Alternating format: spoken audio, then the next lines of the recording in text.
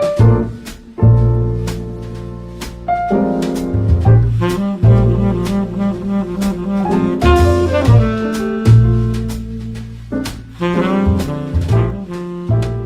a todos los chicos de la Escuela de Música. Hoy traemos un video muy especial. Tenemos una entrevista y un tema que es muy interesante. Tiene que ver con la voz.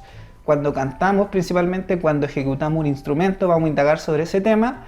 Y nos acompaña Maribel Hidalgo, fonoaudióloga de la Universidad Andrés Bello, certificada en Vocal Coach y Rehabilitación Fisiológica de la Voz. Hola Maribel. Hola. ¿Cómo está Maribel? Bien, bien, Samuel. Aquí contenta de estar aquí, poder contribuir, al conocimiento de los instrumentistas de viento. Sí, no, genial. Bueno, y no tan solo de viento, estoy seguro que muchos otros chicos van a estar viendo este video, así que espero les pueda servir mucho.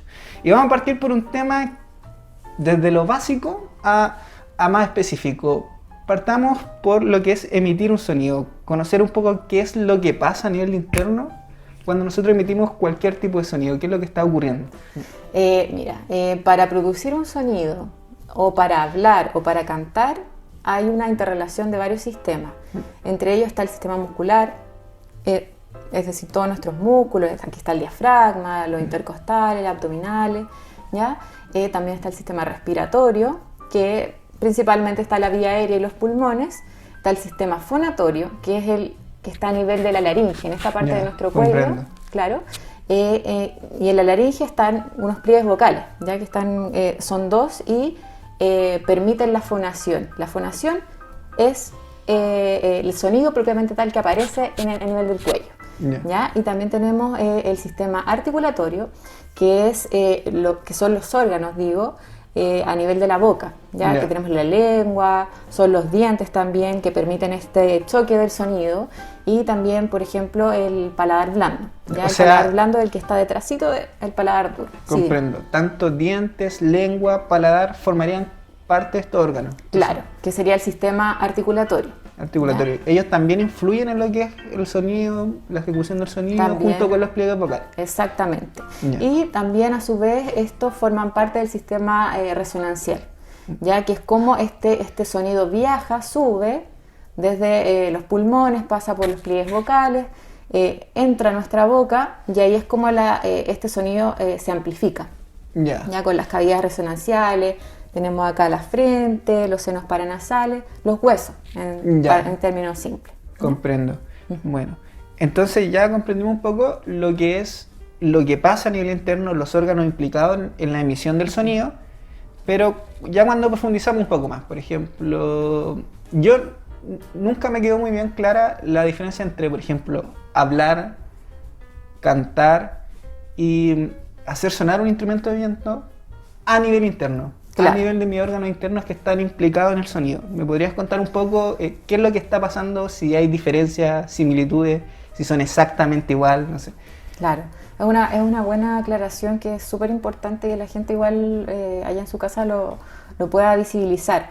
En el habla y en el canto, como bien dije, hay una vibración, hay una fonación a nivel de los pliegues vocales, a nivel de la laringe, ¿ya?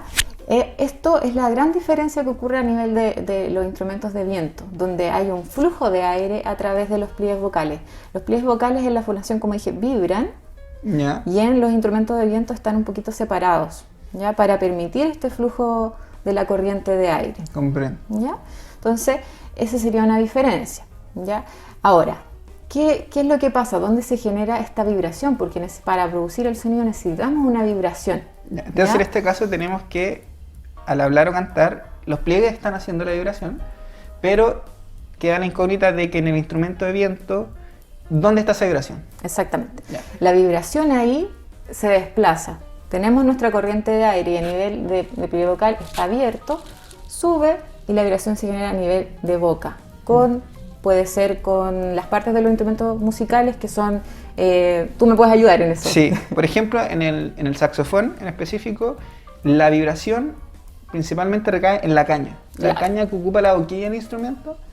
Entonces, en este caso, tomando como ejemplo el saxofón como instrumento, esa vibración que al cantar ejercen los pliegues vocales, la estaría pasando a realizar la caña del instrumento. Exacto. Para la emisión del sonido. Esa sería como una diferencia importante aclarar. ¿ya? Comprendo. Entonces hay un modelo muy importante incluso que se utiliza para explicar esto, que es el modelo fuente-filtro, ¿ya? Ya. Que se aplica en la voz. El modelo fuente-filtro habla que la fuente estaría a nivel del sistema respiratorio, pliegue vocal, y después el filtro sería las cavidades resonanciales. Esto podríamos aplicarlo también a los instrumentos de viento, haciendo la fuente como toda esta corriente y después el filtro del sonido, el mismo instrumento musical. Ya, comprendo. ¿Ya? Para obtener un producto, que sería lo que Sería escuchamos. que prácticamente que el instrumento, en el de viento en este caso, pasaría a ser como un órgano más, parte Sí, del cuerpo, en la emisión del sonido. Podríamos decir que sí, es una proyección de nuestro tracto vocal, que se llama. Sí. Alargar el recorrido Exacto. que conlleva el sonido y la vibración.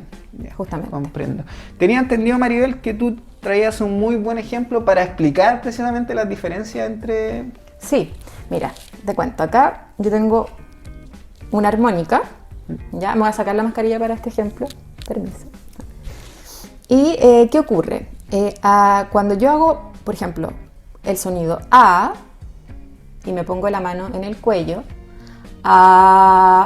yo noto una vibración, ¿ya? En cambio, cuando yo utilizo un instrumento de viento y me pongo la mano en el mismo cuello y soplo, esa vibración no ocurre, ¿ya? Entonces, ahí se podría graficar esta diferencia de la vibración de los pliegues vocales que ocurre en el habla y el canto y esa apertura de los pliegues vocales para permitir el flujo de aire en la ejecución de los instrumentos de viento. Ya, comprendo. Entonces, cerrando este punto un poco, Maribel, podríamos decir que dentro de la similitud está que los pliegues vocales cumplen una función importante, que es por donde pasa el sonido, en ambos, tanto el instrumento de viento como al hablar y cantar, pero la diferencia radica en dónde se produce la vibración. Claro. En ambos es importante que este flujo de aire sea desde el diafragma. Es una buena observación, Samuel. Claro, lo que ocurre es que el sistema respiratorio va a ser la base, la fuente importante de los sonidos en general. ¿Ya? Entonces, cuando uno respira, va a haber una movilización muscular y principalmente del diafragma, ¿ya? Un músculo importante. Cuando nosotros hacemos una inspiración profunda, esto se va a movilizar. ¿Ya? Entonces es importante tener ese control muchas veces, ya sea en el canto, ya sea en la actuación y también en los instrumentos de viento, que también es una alta exigencia respiratoria y de harto control, principalmente. Ya, comprendo. Bueno, cerrando este punto, que me parece realmente muy interesante porque por lo general uno tiende a descuidar mucho lo que pasa a nivel interno, su importancia, y en realidad para tener una buena ejecución hay que entender por completo, no solo desde lo externo, lo que oímos a través del sonido que producimos, sino también entendiendo nuestro propio organismo, nuestros órganos que emiten el sonido, lo considero muy, muy importante. En este sentido, sabiendo que estos órganos son tan importantes para nosotros, para una correcta ejecución del sonido y todo eso, ¿qué tan importante es, por ejemplo, realizar ejercicios de calentamiento antes de, por ejemplo, tocar alguna pieza musical, practicar, ensayar, y ejercicio, no sé cuál sería el nombre correcto de decirlo, que deberíamos realizar después de, por ejemplo, tener una jornada de ensayo o de práctica? Claro. En ese punto es importante señalar que podríamos hablar del calentamiento de manera resumida con la movilización de nuestro cuerpo, porque vamos a emplearlo en la ejecución de un instrumento, de una pieza musical, entonces es una tarea, ¿ya? Entonces sería bueno hacer movilización de hombros, movilización de cuello, ya en movimientos circulares, ya relajar, pero después activar. Ya hay unos buenos ejercicios, son de apretar todo el cuerpo y después soltar. Tensar toda la musculatura un par de segundos. Exacto, y soltar. Yeah. ¿Ya? También movilizar la lengua, podemos hacer círculos con la lengua por cada mejilla por dentro, ¿ya? Yeah. Para activar toda esa musculatura, ¿ya? Y también yo quiero ligarlo con la responsabilidad que tiene el profesor, ¿ya? El profesor de instrumento. Es importante que este control respiratorio vaya acompañado de la misma ejecución del instrumento, es decir, no solamente de manera aislada reconocer que se mueve el diafragma, sino aplicarlo en el instrumento musical, ya sea por ejemplo con ejercicios de staccato, ¿ya? En el fondo para que empecemos a activar el diafragma, nuestra respiración, Sí. ese control. Claro, priorizando ¿Ya? siempre que la zona de vibración que emita el sonido sea, por ejemplo, el punto del instrumento que está dedicado para eso. Claro. No, por ejemplo, sobrecargar, que suele pasar mucho cuando músicos de viento están iniciando, que se genera una tensión muy grande acá en el cuello. Bueno, a cantantes también les suele pasar muchas veces que por una mala técnica terminan con poca voz, con dolor de garganta, sin poder seguir cantando. Y eso tiene que ver netamente con el lugar, la posición donde estamos concentrando el apoyo, la vibración. Claro, yo el consejo, la sugerencia que puedo dar es centrarse en el resultado fluido, ya en un resultado preciso y cómodo. Ya. ¿Ya? Más que centrarse en que no tengo que apretar o aquí o del cuerpo, ya hay una delgada línea porque puede uno concentrarse demasiado en lo que le sucede al cuerpo Ya. y distraer el resultado y al final a la larga es Como un caos. contradictorio, Ya. claro. Un caos de no saber a dónde dirijo. Hacia dónde dirijo mi accionar, claro. Claro, comprendo.